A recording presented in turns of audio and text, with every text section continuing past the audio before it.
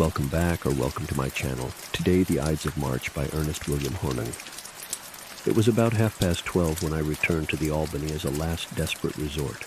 The scene of my disaster was much as I had left it. The baccarat counters still strewed the table, with the empty glasses and the loaded ashtrays.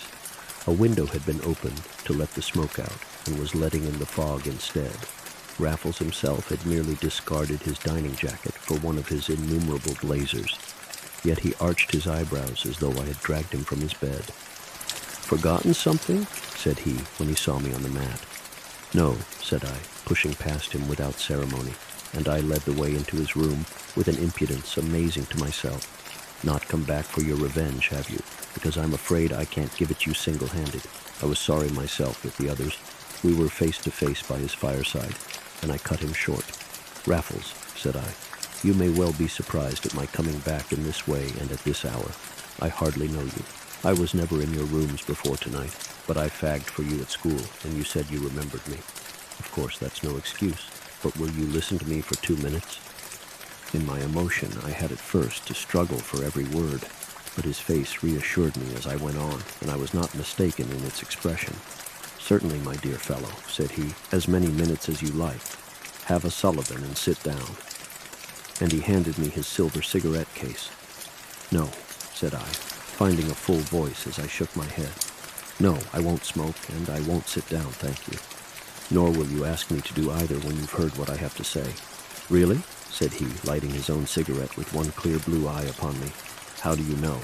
"Because you will probably show me the door," I cried bitterly, "and you'll be justified in doing it.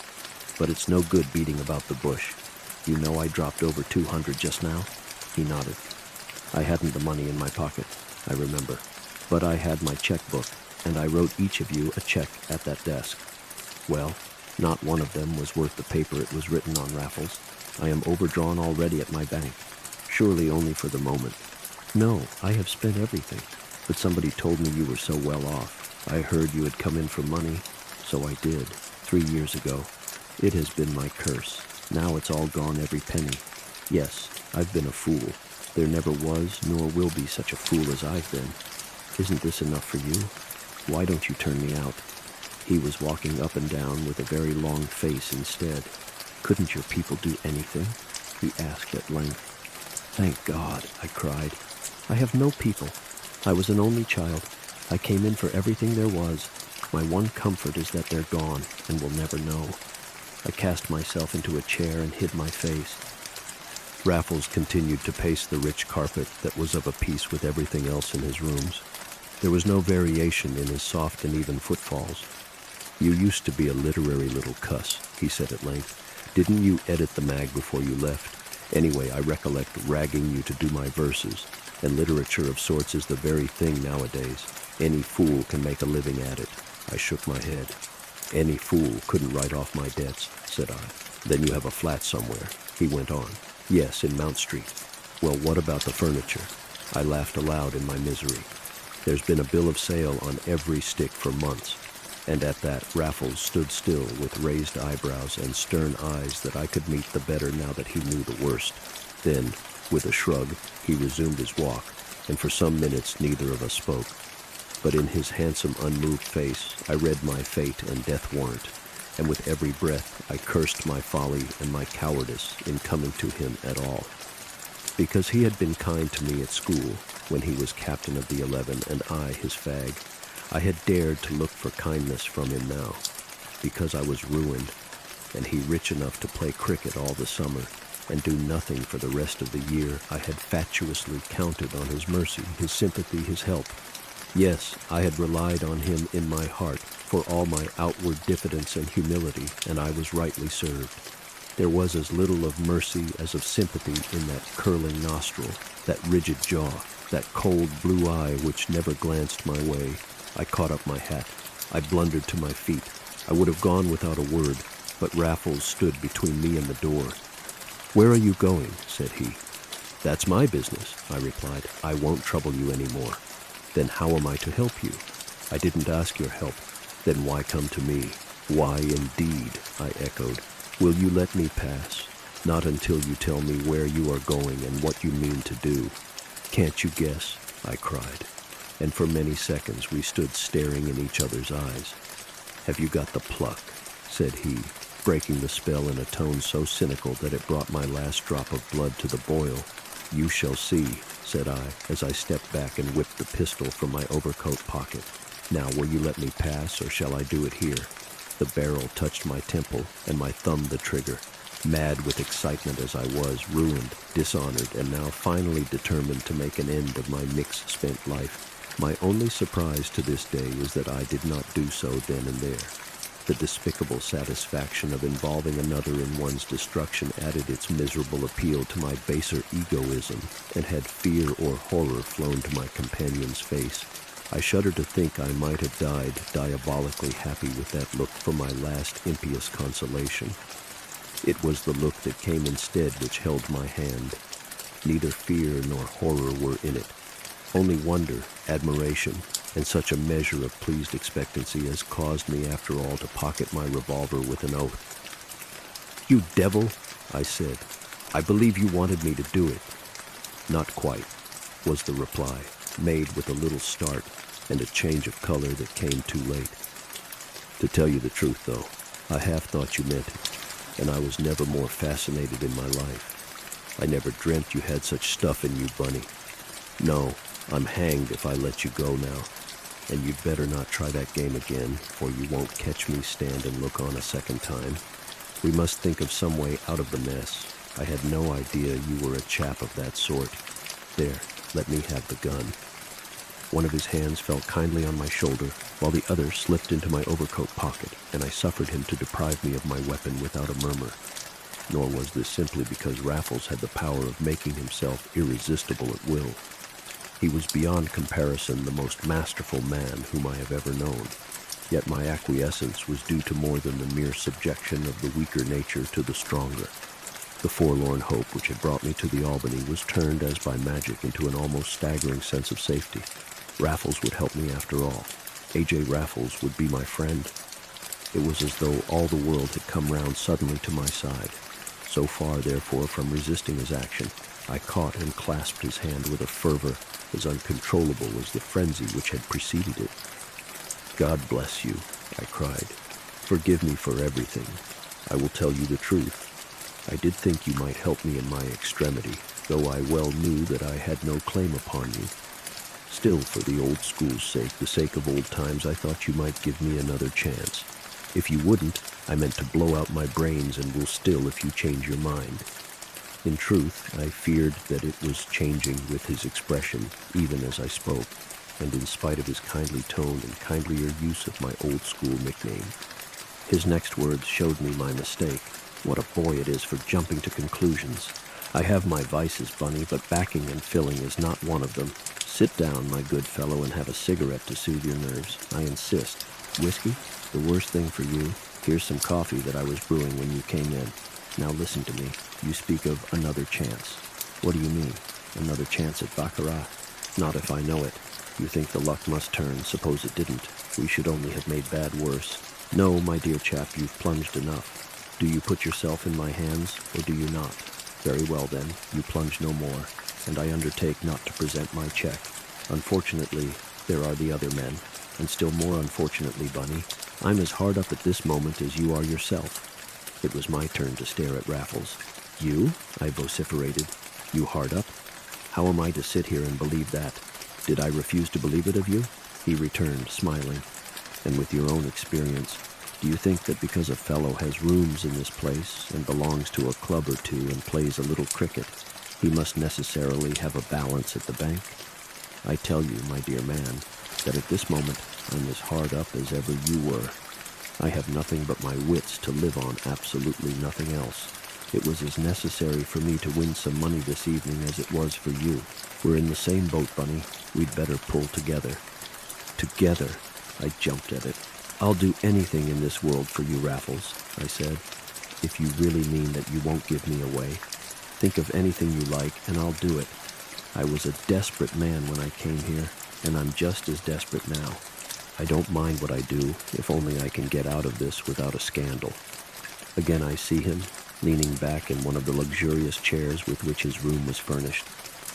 I see his indolent, athletic figure, his pale, sharp, clean-shaven features, his curly black hair, his strong, unscrupulous mouth, and again I feel the clear beam of his wonderful eye, cold and luminous as a star, shining into my brain, sifting the very secrets of my heart. "I wonder if you mean all that," he said at length. "You do in your present mood, but who can back his mood to last? Still, there's hope when a chap takes that tone. Now I think of it too, you were a plucky little devil at school. You once did me rather a good turn, I recollect. Remember it, Bunny? Well, wait a bit, and perhaps I'll be able to do you a better one. Give me time to think." He got up, lit a fresh cigarette, and fell to pacing the room once more, but with a slower and more thoughtful step, and for a much longer period than before. Twice he stopped at my chair as though on the point of speaking, but each time he checked himself and resumed his stride in silence. Once he threw up the window, which he had shut some time since, and stood for some moments leaning out into the fog which the Albany courtyard. Meanwhile, a clock on the chimney-piece struck one, and one again for the half-hour, without a word between us. Yet I not only kept my chair with patience, but I acquired an incongruous equanimity in that half-hour.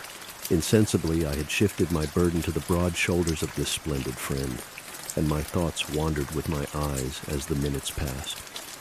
The room was the good-sized, square one, with the folding doors, the marble mantelpiece, and the gloomy, old-fashioned distinction peculiar to the Albany. It was charmingly furnished and arranged with the right amount of negligence and the right amount of taste. What struck me most, however, was the absence of the usual insignia of a cricketer's den.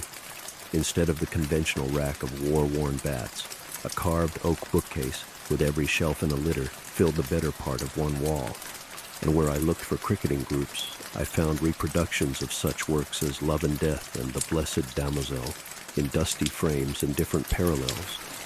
The man might have been a minor poet instead of an athlete of the first water, but there had always been a fine streak of aestheticism in his complex composition.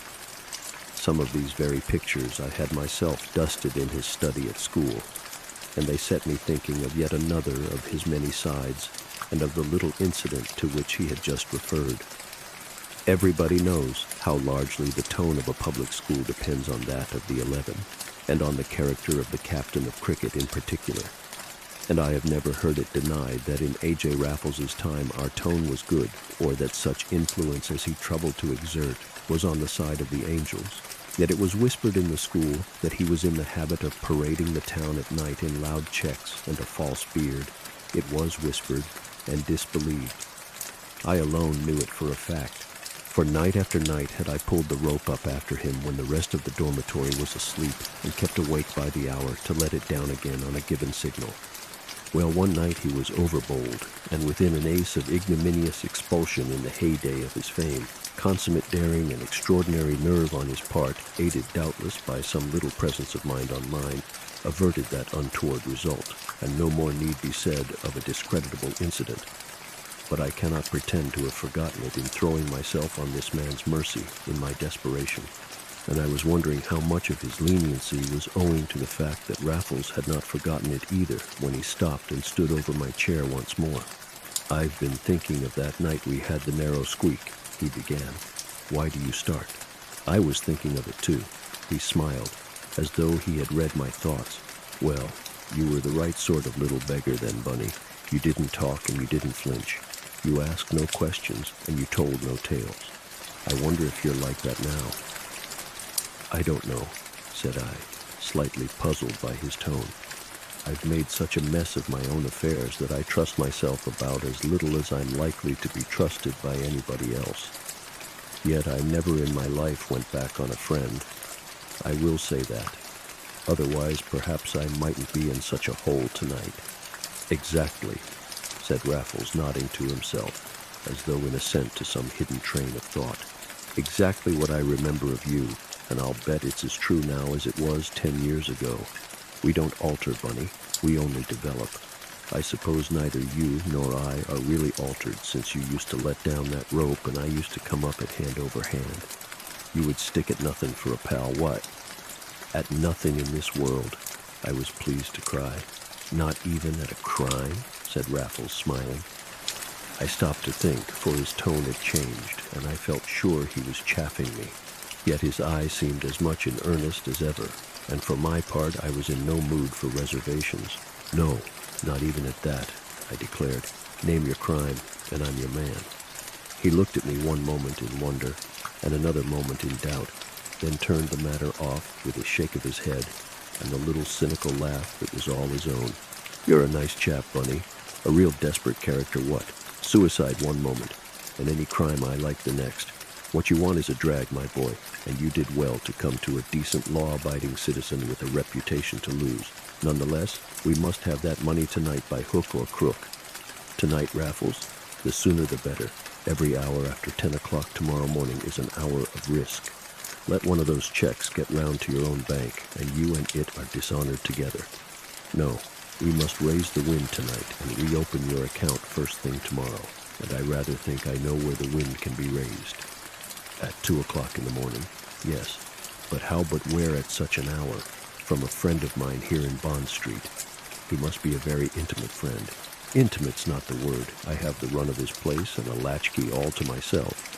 You would knock him up at this hour of the night, if he's in bed. And it's essential that I should go in with you? Absolutely. Then I must. But I'm bound to say I don't like the idea, Raffles. Do you prefer the alternative? Asked my companion with a sneer. No, hang it, that's unfair, he cried apologetically in the same breath. I quite understand. It's a beastly ordeal. But it would never do for you to stay outside. I tell you what, you shall have a peg before we start just one. There's the whiskey, here's the siphon, and I'll be putting on an overcoat while you help yourself. Well, I dare say I did so with some freedom, for this plan of his was not the less distasteful to me from its apparent inevitability. I must own, however, that it possessed fewer terrors before my glass was empty.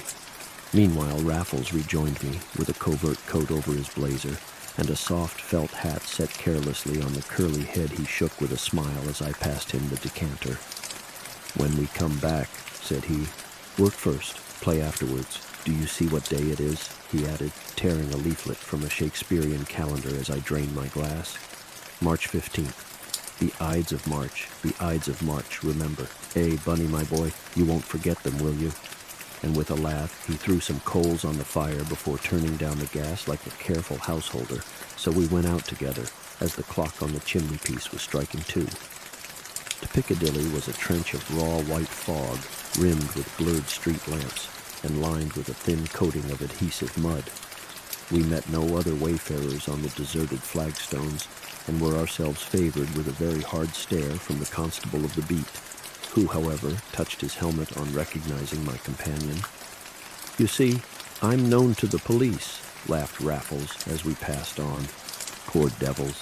They've got to keep their weather eye open on a night like this. A fog may be a bore to you and me, Bunny, but it's a perfect godsend to the criminal classes, especially so late in their season. Here we are, though, and I'm hanged if the beggar isn't in bed and asleep after all." We had turned into Bond Street and had halted on the curb a few yards down on the right. Raffles was gazing up at some windows across the road, windows barely discernible through the mist and without the glimmer of a light to throw them out. They were over a jeweler's shop, as I could see by the peephole in the shop door and the bright light burning within. But the entire upper part, with the private street door next to the shop, was black and blank as the sky itself. "Better give it up for tonight," I urged. "Surely the morning will be time enough." "Not a bit of it," said Raffles. "I have his key. We'll surprise him. Come along." And seizing my right arm, he hurried me across the road, opened the door with his latchkey, and in another moment had shut it swiftly but softly behind us. We stood together in the dark. Outside, a measured step was approaching. We had heard it through the fog as we crossed the street. Now, as it drew nearer, my companion's fingers tightened on my arm. "It may be the chap himself," he whispered. "He's the devil of a night bird. Not a sound, Bunny. We'll startle the life out of him." Ah! The measured step had passed without a pause. Raffles drew a deep breath, and his singular grip of me slowly relaxed. But still, not a sound. He continued in the same whisper. "We'll take a rise out of him, wherever he is. Slip off your shoes and follow me. Well, you may wonder at my doing so, but you can never have met A.J. Raffles." Half his power lay in a conciliating trick of sinking the commander and the leader, and it was impossible not to follow one who led with such a zest. You might question, but you followed first. So now, when I heard him kick off his own shoes, I did the same, and was on the stairs at his heels before I realized what an extraordinary way was this of approaching a stranger for money in the dead of night. But obviously Raffles and he were on exceptional terms of intimacy, and I could not infer but that they were in the habit of playing practical jokes on each other. We groped our way so slowly upstairs that I had time to make more than one note before we reached the top. The stair was uncarpeted. The spread fingers of my right hand encountered nothing on the damp wall. Those of my left trailed through a dust that could be felt on the banisters. An eerie sensation had been upon me since we entered the house. It increased with every step we climbed. What hermit were we going to startle in his cell? We came to a landing. The banisters led us to the left, and to the left again. 4 steps more, and we were on another and a longer landing, and suddenly a match blazed from the back. I never heard it struck. Its flash was blinding. When my eyes became accustomed to the light, there was Raffles holding up the match with one hand, and shading it with the other, between bare boards, stripped walls, and the open doors of empty rooms. "Where have you brought me?" I cried. "The house is unoccupied." "Hush, wait," he whispered, and he led the way into one of the empty rooms. His match went out as we crossed the threshold, and he struck another without the slightest noise. Then he stood with his back to me, fumbling with something that I could not see. But when he threw the second match away, there was some other light in its stead, and a slight smell of oil. I stepped forward to look over his shoulder, but before I could do so, he had turned and flashed a tiny lantern in my face. "What's this?" I gasped. "What rotten trick are you going to play?" "It's played," he answered with his quiet laugh. "On me? I'm afraid so, Bunny. Is there no one in the house then? No one but ourselves. So it was mere chaff about your friend in Bond Street who could let us have that money?" "Not altogether. It's quite true that Danby is a friend of mine." "Danby? The jeweler underneath." "What do you mean?" I whispered, trembling like a leaf as his meaning dawned upon me. "Are you going to get the money from the jeweler?" "Well, not exactly." "What then?" "The equivalent from his shop." There was no need for another question. I understood everything but my own density. He had given me a dozen hints, and I had taken none. And there I stood staring at him, in that empty room, and there he stood, with his dark lantern laughing at me. "A burglar!" I gasped. You! I told you I lived by my wits. Why couldn't you tell me what you were going to do? Why couldn't you trust me? Why must you lie?" I demanded, piqued to the quick for all my horror. "I wanted to tell you," said he. "I was on the point of telling you more than once. You may remember how I sounded you about crime, though you have probably forgotten what you said yourself. I didn't think you meant it at the time, but I thought I'd put you to the test. Now I see you didn't, and I don't blame you. I only am to blame. Get out of it, my dear boy, as quick as you can. Leave it to me. You won't give me away, whatever else you do." Oh, his cleverness, his fiendish cleverness. Had he fallen back on threats, coercion, sneers, all might have been different even then. But he set me free to leave him in the lurch. He would not blame me. He did not even bind me to secrecy. He trusted me. He knew my weakness and my strength, and was playing on both with his master's touch. "Not so fast," said I. "Did I put this into your head, or were you going to do it in any case?" "Not in any case," said Raffles. "It's true I've had the key for days, but when I won tonight I thought of chucking it, for as a matter of fact it's not a one-man job." "That settles it. I'm your man." "You mean it?" "Yes, for tonight." "Good old Bunny," he murmured, holding the lantern for one moment to my face. The next he was explaining his plans, and I was nodding, as though we had been fellow cracksmen all our days. "I know the shop," he whispered, "because I've got a few things there. I know this upper part, too. It's been to let for a month, and I got an order to view, and took a cast of the key before using it. The one thing I don't know is how to make a connection between the two. At present, there's none. We may make it up here, though I rather fancy the basement myself. If you wait a minute, I'll tell you." He set his lantern on the floor and crept to a back window and opened it with scarcely a sound, only to return shaking his head, after shutting the window with the same care. "That was our one chance," said he. "A back window above a back window. But it's too dark to see anything, and we daren't show an outside light. Come down after me to the basement, and remember, though there's not a soul on the premises, you can't make too little noise. There, listen to that." It was the measured tread that we had heard before on the flagstones outside.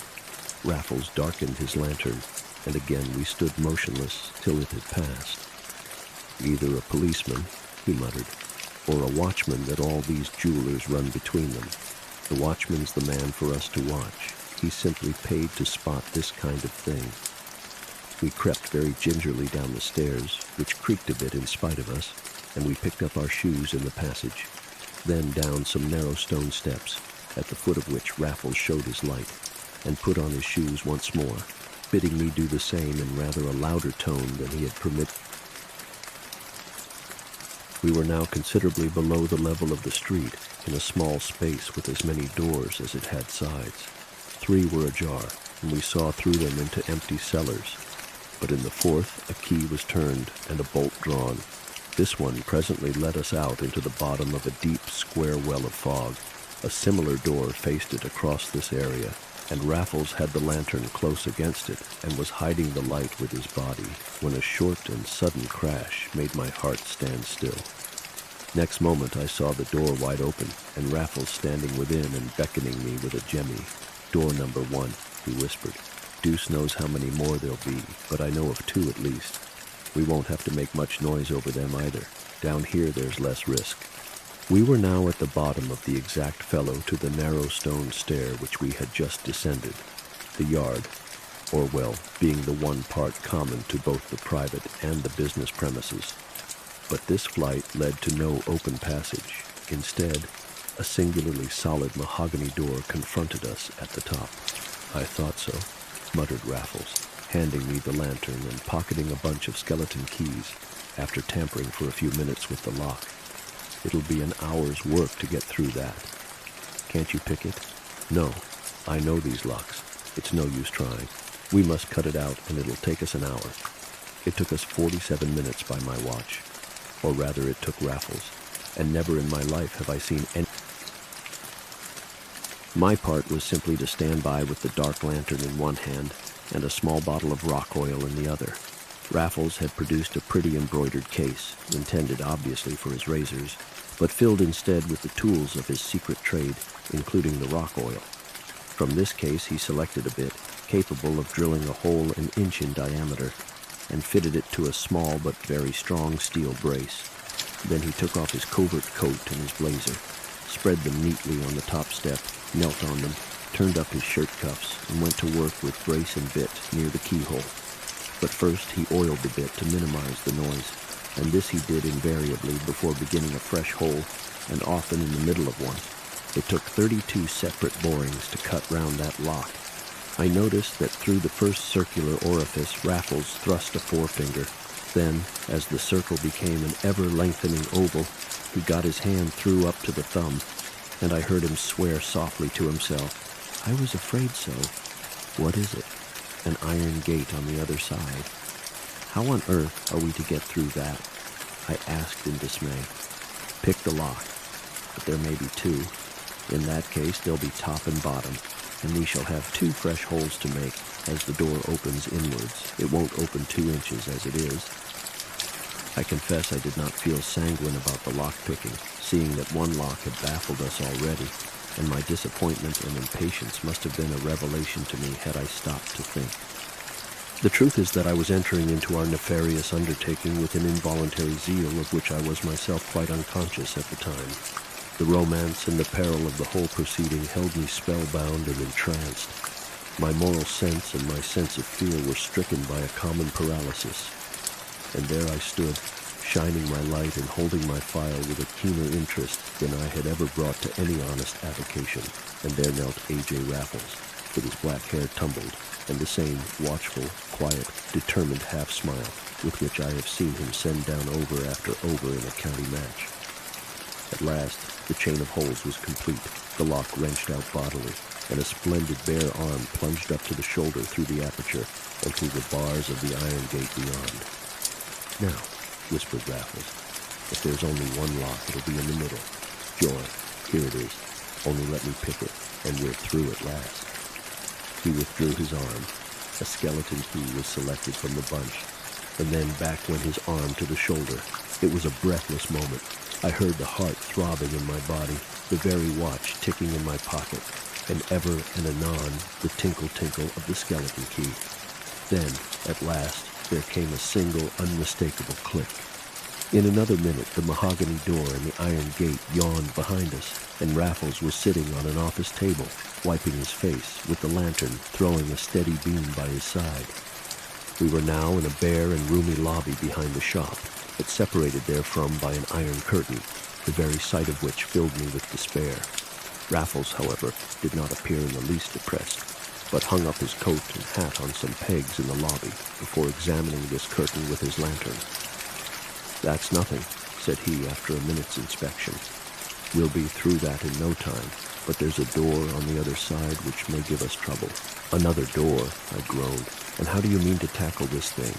Prise it up with the jointed jemmy? The weak point of these iron curtains is the leverage you can get from below, but it makes a noise, and this is where you're coming in, Bunny. This is where I couldn't do without you. I must have you overhead to knock through when the street's clear.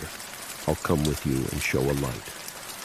Well, you may imagine how little I liked the prospect of this lonely vigil, and yet there was something very stimulating in the vital responsibility which it involved. Hitherto I had been a mere spectator.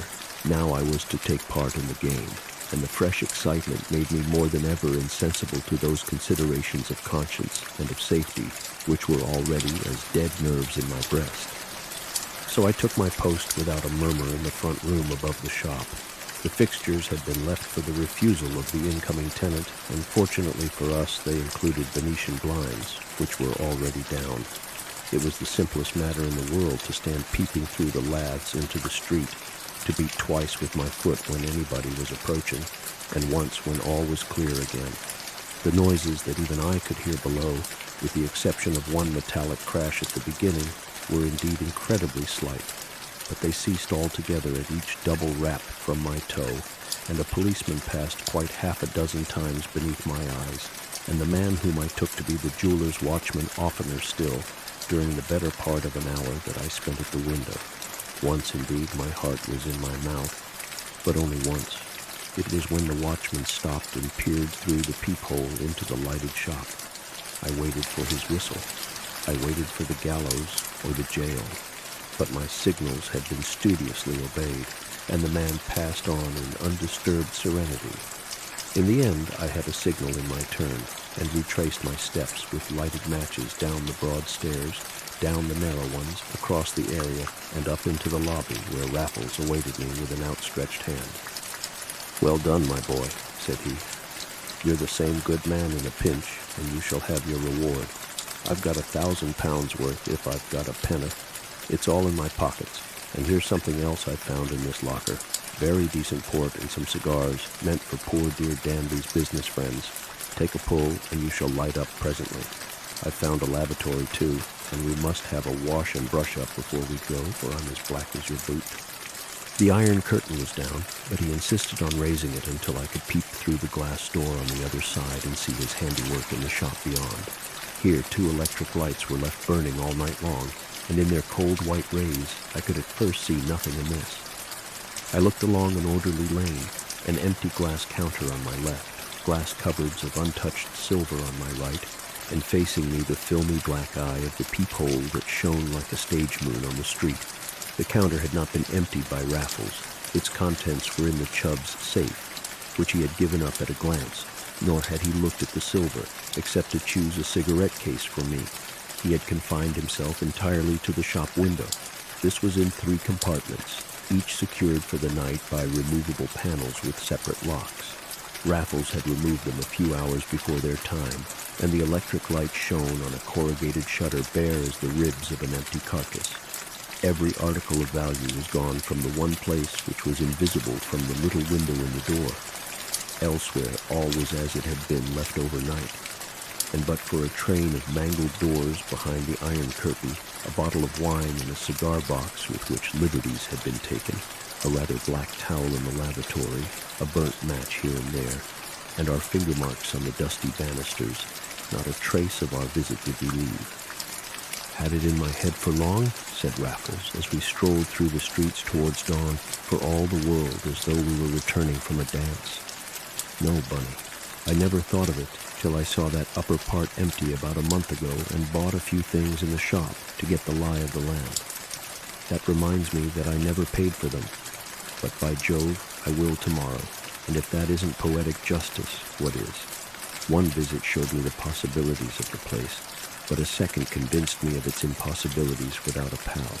So I had practically given up the idea when you came along on the very night and in the very plight for it. But here we are at the Albany, and I hope there's some fire left, for I don't know how you feel, Bunny, but for my part, I'm as cold as Keats' owl." He could think of Keats on his way from a felony. He could hanker for his fireside like another. Floodgates were loosened within me, and the plain English of our adventure rushed over me as cold as ice. Raffles was a burglar. I had helped to commit one burglary, therefore I was a burglar too. Yet I could stand and warm myself by his fire and watch him empty his pockets, as though we had done nothing wonderful or wicked. My blood froze, my heart sickened, my brain whirled. How I had liked this villain, how I had admired him, how my liking and admiration must turn to loathing and disgust. I waited for the change. I longed to feel it in my heart, but I longed and I waited in vain. I saw he was emptying his pockets. The table sparkled with their hoard. Rings by the dozen, diamonds by the score, bracelets, pendants, aigrettes, necklaces, pearls, rubies, amethysts, sapphires, and diamonds always, diamonds in everything, flashing bayonets of light, dazzling me, blinding me, making me disbelieve because I could no longer forget. Last of all came no gem indeed, but my own revolver from an inner pocket, and that struck a chord. I suppose I said something. My hand flew out. I can see Raffles now as he looked at me once more with a high arch over each clear eye. I can see him pick out the cartridges with his quiet, cynical smile before he would give me my pistol back again. "You mayn't believe it, Bunny," said he, "but I never carried a loaded one before. On the whole, I think it gives one confidence. Yet it would be very awkward if anything went wrong. One might use it, and that's not the game at all, though I have often thought that the murderer who has just done the trick must have great sensations before things get too hot for him. Don't look so distressed, my dear chap. I've never had those sensations, and I don't suppose I ever shall." "But this much you have done before," said I hoarsely. "Before? My dear Bunny, you offend me. Did it look like a first attempt? Of course I have done it before. Often? Well, no. Not often enough to destroy the charm at all events. Never, as a matter of fact, unless I'm cursedly hard up. Did you hear about the Thimbleby diamonds? Well, that was the last time, and a poor lot of paste they were. Then there was the little business of the Dormer houseboat at Henley last year. That was mine also, such as it was. I've never brought off a really big coup yet. When I do, I shall chuck it up." Yes, I remembered both cases very well. To think that he was their author. It was incredible, outrageous, inconceivable. Then my eyes would fall upon the table, twinkling and glittering in 100 places, and incredulity was at an end. "How came you to begin?" I asked, as curiosity overcame mere wonder, and a fascination for his career gradually wove itself into my fascination for the man. "Ah, that's a long story," said Raffles. "It was in the colonies, when I was out there playing cricket. It's too long a story to tell you now, but I was in much the same fix that you were in tonight, and it was my only way out. I never meant it for anything more, but I'd tasted blood, and it was all over with me. Why should I work when I could steal? Why settle down to some humdrum, uncongenial billet, when excitement, romance, danger, and a decent living were all going begging together? Of course, it's very wrong, but we can't all be moralists, and the distribution of wealth is very wrong to begin with. Besides, you're not at it all the time. I'm sick of quoting Gilbert's lines to myself, but they're profoundly true. I only wonder if you'll like the life as much as I do." "Like it?" I cried. "Not I. It's no life for me. Once is enough. You wouldn't give me a hand another time?" "Don't ask me, Raffles. Don't ask me, for God's sake. Yet you said you would do anything for me. You asked me to name my crime, but I knew at the time you didn't mean it. You didn't go back on me tonight, and that ought to satisfy me, goodness knows." I suppose I'm ungrateful and unreasonable and all that. I ought to let it end at this. But you're the very man for me, Bunny. The very man. Just think how we got through tonight. Not a scratch, not a hitch. There's nothing very terrible in it, you see. There never would be while we worked together. He was standing in front of me with a hand on either shoulder. He was smiling as he knew so well how to smile. I turned on my heel, planted my elbows on the chimney piece and my burning head between my hands. Next instant, a still heartier hand had fallen on my back. All right, my boy. You are quite right, and I'm worse than wrong. I'll never ask it again. Go if you want to, and come again about midday for the cash. There was no bargain, but of course I'll get you out of your scrape, especially after the way you've stood by me tonight. I was round again with my blood on fire. I'll do it again, I said through my teeth. He shook his head. Not you, he said, smiling quite good-humoredly on my insane enthusiasm. I will, I cried with an oath. I'll lend you a hand as often as you like. What does it matter now? I've been in it once. I'll be in it again. I've gone to the devil anyhow. I can't go back and wouldn't if I could. Nothing matters another rap. When you want me, I'm your man. And that is how Raffles and I joined felonious forces on the Ides of March. And that is also how we reach the end of this story. I hope to see you soon. Bye-bye.